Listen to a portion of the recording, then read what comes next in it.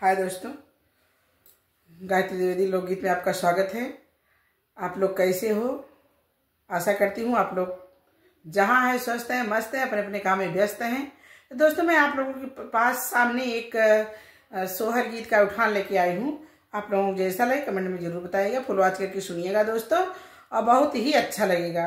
तो सुनिए कि 12:12 पे 12:12 पे जच्चा के ललनवा हो गईला, हो जच्चा के ललनवा हो गईला।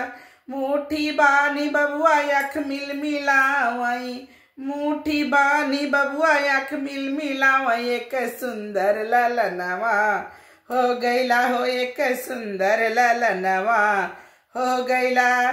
सासू जी आई देवता मनन को, सासू जी आई देवता मनन को, पियरी के मंगनवा हो गईला, हो पियरी के मंगनवा हो गईला।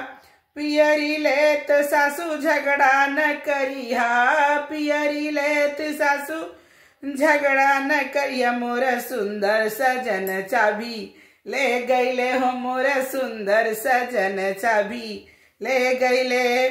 12:12 पे 12:12 पे जच्चा के होरिलवा हो गईला, हो जच्चा के होरिलवा हो गईला। मुट्ठी बानी बबुआ अख मिल मिलावई, मुट्ठी बानी बबुआ अख मिल मिलावई, एक सुंदर ललनवा हो गईला, हो एक सुंदर ललनवा हो गईला। जठनी जी आई चुपड़ी पवन को, जठनी जी आई चुपड़ी पवन को, जठनी जी आई चुपड़ी पवन को, तिलरी के मंगनवा हो गईला, हो तिलरी के मंगनवा हो गईला।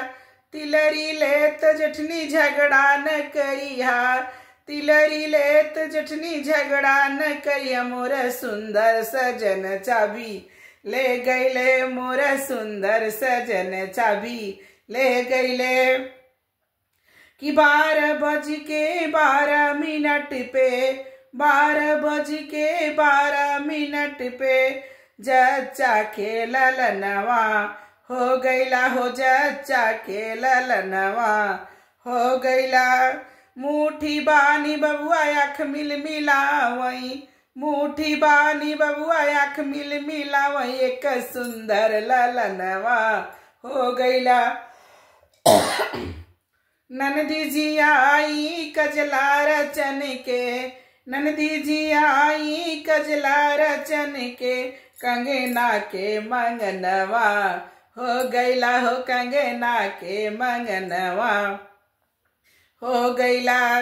कंगन लेत नंदी झगड़ा न करिहा, कंगन लेत नंदी झगड़ा न करिया, मोर सुंदर सजन चाबी ले गईले, मोर सुंदर सजन चाबी ले गईले। 12:12 पे जच्चा के ललनवा हो गईला, हो जच्चा के ललनवा हो गईला। देवरा जो आए बंसी बजाने, देवरा जो आए बंसी बजाने, घड़िया के मंगनवा हो गईला, हो घड़िया के मंगनवा हो गईला।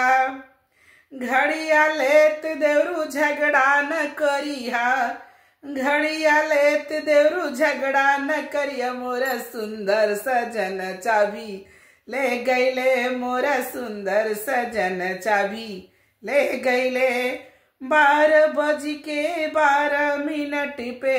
12:12 पे जच्चा के होरिलवा हो गईला, हो जच्चा के होरिलवा हो गईला। मुट्ठी बानी बबुआ अख मिल मिलावे, मुट्ठी बानी बबुआ अख मिल मिलावे, एक सुंदर ललन पैदा हो गईले हो एक सुंदर ललन पैदा हो गईले।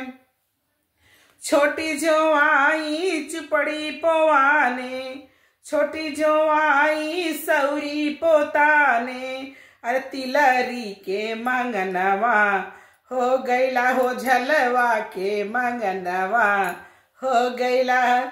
झलवा लेती छोटी झगड़ा न करिया, झलवा लेत छोटी झगड़ा न करिया, मोर सुंदर सजन चाबी ले गईले हो, मोर सुंदर सजन चाबी ले गईले। 12:12 पे 12:12 पे जच्चा के होरी लवा हो गईला हो, जच्चा के ललनवा हो गईला। मुट्ठी बांधी बबुआ आँख मिल मिलावई, मुट्ठी बांधी बबुआ आँख मिल मिलावई, एक सुंदर ललन पैदा हो गईले हो, एक सुंदर ललन पैदा हो गईले। जय श्री राम।